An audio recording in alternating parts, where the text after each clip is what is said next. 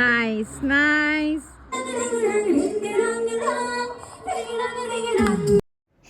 Hi everyone, welcome to day 4 of my travel vlog. আজকে কিন্তু আমরা যাচ্ছি সিমলা থেকে কাসোল। খুবই লং ডিস্টেন্স ছিল আজকের জার্নিটা, আর আমাদের ড্রাইভার বলেই দিয়েছিল যে রাস্তায় কিন্তু প্রচণ্ড জিগজ্যাগ রোড আছে, তো শরীর অনেকেরই খারাপ হতে পারে, আর হয়েও ছিল, তাই অনেকেরই শরীর খারাপ হয়েছিল। ফর্চুনেটলি আমার সেরকম কোনো প্রবলেম হয় না। রাস্তায় আমরা জাস্ট দুবারই ব্রেক পেয়েছিলাম, একবার ব্রেকফাস্ট আর একবার লাঞ্চের জন্য।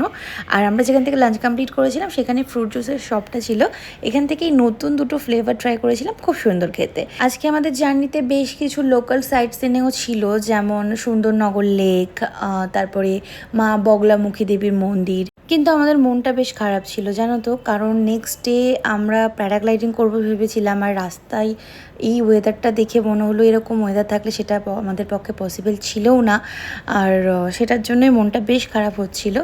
সুন্দরনগর লেকটা ক্রস করে এসে মা বগলামুখী দেবীর টেম্পলের সামনে ছিল এই লেকটা। এত সুন্দর, এখানে হাওয়া দিচ্ছিল, আমরা তো বেশ কিছু সিনেম্যাটিক শট নিয়েছিলাম। তারপরেই আমরা চলে আসি হোটেলে এরকম একটা সুইমিং পুল ছিল যেখানে পার্টি হচ্ছিল, আর আমাদের ছিল টেন্ট রুমটা খুব হিউজ ছিল। এরপরেই আমরা বনফায়ারে চলে যাই। প্রথমে তো আমরা সবাই আনন্দে বসে গল্প করছিলাম, তারপরে জানি না কেন আর নিজেদেরকে আটকে রাখতে পারলাম না।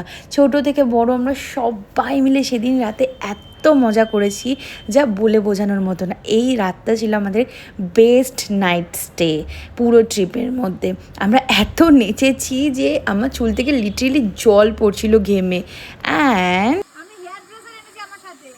না বিশ্বাস করো, এটাও আমরা মজার ছলেই করেছি। আমি বললাম যে তুমি যখন ফ্রি আছো একটু চুলটা শুকিয়ে দাও, আর এত সুন্দর করে দিব্যন্দা আমার চুলটা শুকিয়ে দিয়েছে, বাবা গো। যাই হোক, তারপরে তো আমরা এখানে এটা নিয়েও বেশ মজা করেছিলাম।